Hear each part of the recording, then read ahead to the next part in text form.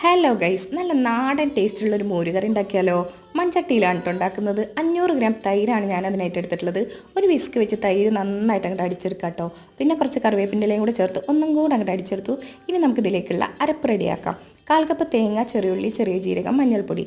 ഈ അരപ്പും ഇതിൻ്റെ കൂടെ ഒരു 1/4 കപ്പ് വെള്ളവും കൂടെ ചേർത്ത് തൈരിലോട്ട് ഒഴിച്ച് നന്നായിട്ട് അങ്ങോട്ട് ഇളക്കി കൊടുക്കാം കേട്ടോ. പിന്നെ ഇതിലേക്ക് ആവശ്യമായിട്ടുള്ളത് ഒരു 1/4 ടീസ്പൂൺ ഉലുവാപ്പൊടിയും ആവശ്യത്തിന് ഉപ്പുമാണ്. അതും കൂടെ ചേർത്ത് ഇളക്കി മറിച്ച് സ്റ്റവ് ഓണാക്കി ഇളക്കിക്കൊണ്ടേയിരിക്കുക കേട്ടോ. ഇതിവിടെ വെച്ചിട്ട് എങ്ങോട്ടും പോകരുതേ. ഒരു മീഡിയം ഫ്ലെയിമിലിട്ടിട്ട് വേണം ഇത് ഇളക്കാനായിട്ട്. ആവി പറന്നു പോകുന്നത് കണ്ട അപ്പം തന്നെ തീ ഓഫ് ചെയ്യാം കേട്ടോ. ഇനി ഇത് താളിക്കാനായിട്ട് പാൻ ചൂടാക്കി എണ്ണ ഒഴിച്ചു. കടുക്, ഉലുവ, വറ്റൽമുളക്, കറിവേപ്പിൻ്റെ ഇല, പിന്നെ കുറച്ച് ചെറിയുള്ളി, വെളുത്തുള്ളി, പച്ചമുളക് കട്ടാക്കിയതും കൂടെ ചേർത്ത് ബ്രൗൺ കളറാവും വരെ ഇളക്കിക്കൊണ്ടേ ഇരിക്കുക കേട്ടോ.